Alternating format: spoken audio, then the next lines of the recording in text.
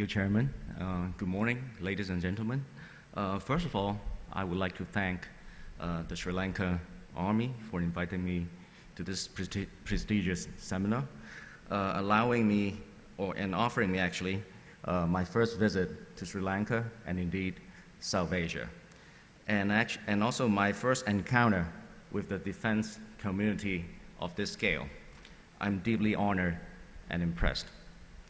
Today, in my capacity as a non-military, I would like to share my view on the emergence of an Asian cultural soft power paradigm and the implication of this development. So in this presentation, I will try to offer an up-to-date theoretical framework for the cultural soft power struggle in Northeast Asia or East Asia. I will boil it down to pop culture, popular culture, for it is where the actions take place.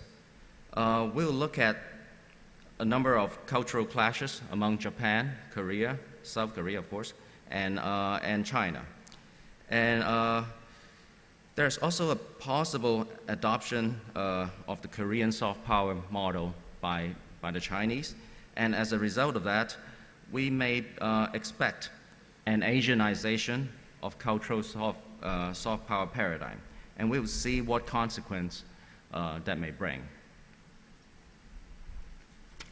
So it is widely known that Joseph Nye was inspired from Lao Tzu and Sun Tzu. You know, they are the Chinese philosophers in the making of his conception of soft power. He quotes from Lao Tzu, "A leader is best when people barely know he exists." And he quotes Sun Tzu, the highest excellence is never having to fight. However, Sun Tzu and Lao Tzu do not really count in soft power, you know, I would say. Even though their work insinuated soft power and its concept, they only represent the soft approach of international politics or doing hard politics in a soft manner. But luckily, we still have a very good guide here, and that is Alistair Ian Johnston's major work on Chinese strategic culture, that is cultural realism. It still makes a very good guide, for it has identified the two strategic cultures, or two strands of strategic culture of China, or China that has been having, which they don't really work in harmony. And one of which is Confucianism. That's the Confucian strand. It has more to do with seeing things in terms of culture. And another strand is realism. So as it sounds, it is all about seeing things in the lens of realism, and that applies to political, economic, and diplomatic matters. So it happens that the Chinese soft power model largely fits into this two strategic culture model paradigm. And as we can see, as I just said, the two strands do not work in harmony. And for those who have some understanding of Confucianism, you know it is a rather passive kind of thought, and at most reactive. And it is idealistic, traditional, without saying, and not really actionable, and that's a problem. The historical example we have here is the tributary system. It's a Chinese tributary system, and it's about upholding the superiority of Chinese culture and the moral value it represents in return for security and a China-centered world order. So basically, if the surrounding countries or neighboring countries, if they don't pay tribute to China, or if they don't visit China, there isn't much China can do in terms of soft power. And basically the same mentality is being reapplied in the setting up of Confucius institutes. Now there are hundreds of them in many parts of the world. But as you can see, this institute is about introducing Chinese language and culture to the rest of the world. So it pretty much fit into this model, that it is not really actionable and quite passive in nature. So on the other hand, we have realism. It is, of course, more proactive, adaptive, actionable. So if you want to have an image, think Sun Tzu, think the art of war. But it is incompatible, not so compatible with culture. So, and indeed, realism is the principle by which various Chinese political, economic, diplomatic soft power and tools is based on. So sometimes it is really questionable whether the Chinese sees as a soft power, or indeed they see it as tools or diplomatic, economic, political tools instead. This is evident as Chinese leadership generally embraces culture as the core of soft power. So it means they tend to equate soft power with culture. And I guess this is quite the same for many Asian countries. In addition to that, China, of course, has the intention to be an alternative to the West. Hence, it tries to avoid to incorporate Western values and approaches. And likewise, as China aims to be the leader of the developing world, and that is what the China model or the China development model is for.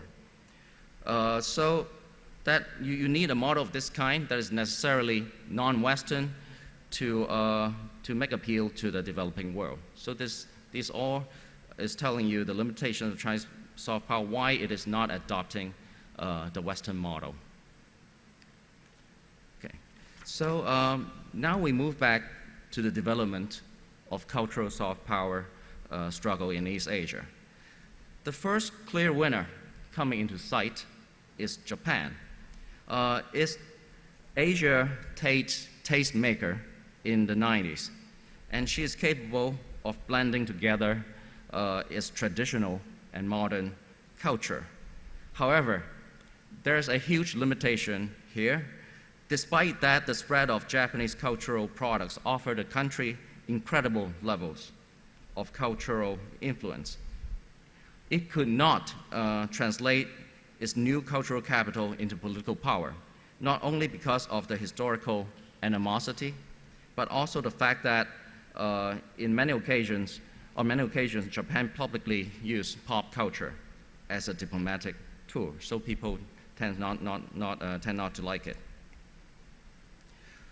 The problems or weaknesses of Japanese soft power can also be seen at the Rio 2016 Olympic closing ceremony, where Japan was given the time for a presentation, as she is the host of the next Olympics, the Tokyo 2020. It is pretty obvious that in this presentation, Japan tries to present to the world Super Mario Brothers. You should know what that is. That is Mario, the Nintendo game, and Captain Tsubasa. That is a comic or animation that has inspired many football stars worldwide. Pac-Man, I know nobody plays it now, and Hello Kitty. You know the kitty with no mouth. Upper right corner, and Doraemon. That is another manga. Comics and animation cartoons character. So it is clear that all these cultural figures, images, they only consist of manga, comics, and video games. So it's pretty one-sided. What is worse is that it is short of anything beyond the 80s. This somehow implies that the Japanese soft power model simply stall, stop progressing after the 80s, after the 90s. So, as you can tell, Japan's place as the trendsetter did not last long. Korean drama began to gain international acclaim in 1997. This is partly due to the fact that Japanese cultural product became too expensive. In the year 2000, Korean dramas cost only a quarter of what it took to produce the Japanese counterpart. So that's pretty scary. So the coming together of this Korean cultural fever or cultural wave is called Hallyu. Okay? And the most notable sources of this Hallyu are K-pop, that is Korean pop music, Korean dramas and movies, on top of Korean cuisine, language, and style. So basically, this Hallyu or Korean culture diplomacy presents us with a new cultural soft power paradigm. That comprises public diplomacy, nation branding, and the positive economic effects it brings. For it can boost tourism, draw in more foreign investment, and increase the value and flow of export from the country, which is highly beneficial for an export-oriented economy such as that of Korea. So in short, if we put it in soft power terms, it is a soft power model slowly leading to the gaining of economic power. So these are some examples of the Hallyu, of the Korean cultural wave. I guess most of you should still remember Gangnam Style. It was a song having 2 million YouTube views and in 2012. And the one in the middle is the Korean drama. That is My Love from the Star, which gained popularity all over Asia and changed the living and spending habits of many Asian women of middle and upper classes. And the last one is Descendants of the Sun, one of the newest Korean drama, a big hit. And maybe it should worth your attention because it is a drama on special forces, carrying out peacekeeping mission and humanitarian relief mission. But of course, in a nutshell, it is a love story with a doctor, with a female doctor. So as we can see, South Korea managed to charge past Japan to become Asia's foremost trendsetter. And this is a very good. This is a very good quote. It says a century ago, Japanese imperialists labeled Koreans inferior and ugly. Now, Japanese women receive plastic surgery to look Korean. And indeed, Japan is now using the Korean model as inspiration in what is perhaps the best evidence of its own waning power as a trendsetter.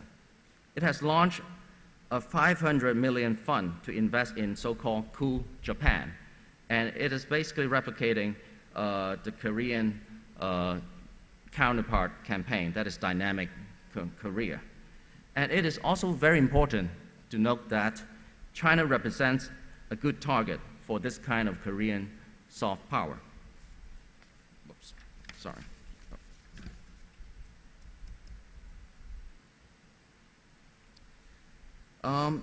Before moving on, a quick overview and assessment of the nation branding strategy of Japan, Korea, and China would be useful. On balance, Korea's centralized strategy has the potential to be much more effective than Japan's. China's nation-building plan is also much less clearly defined than Korea's, although one of its main image objectives appears to be that of a peaceful rising superpower. China's approach seems to focus more on traditional culture than commercial brands, while Japan does the opposite.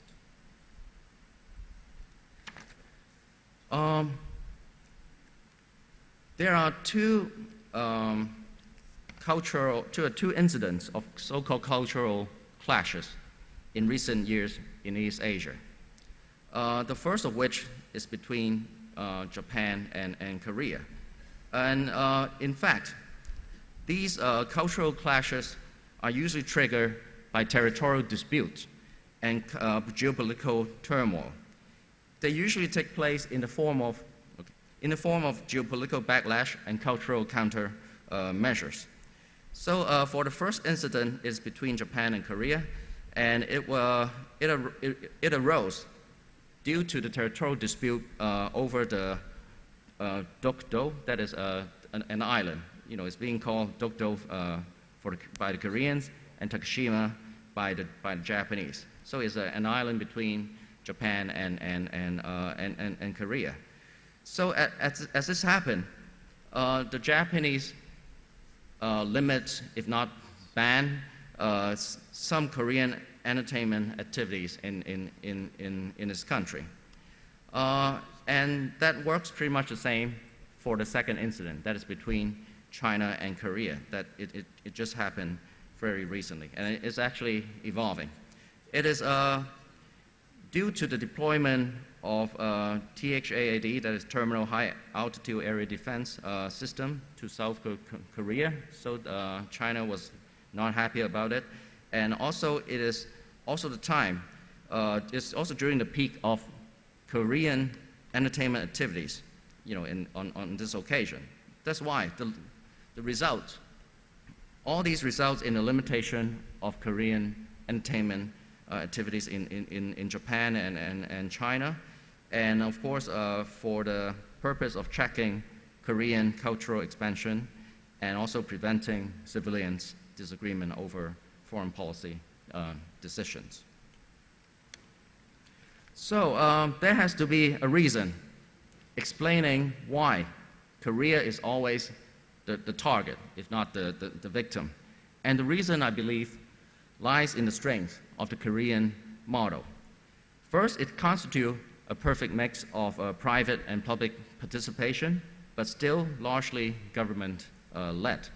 Second, it features both popular and traditional culture. Third, it combines Western style with Asian sensibility and values, giving out modern or cool economic allure in the context of conservative Asian values, from which it acquires the appeal of being both East Asian and global, creating a new universal standard that transcends stereotype and culture.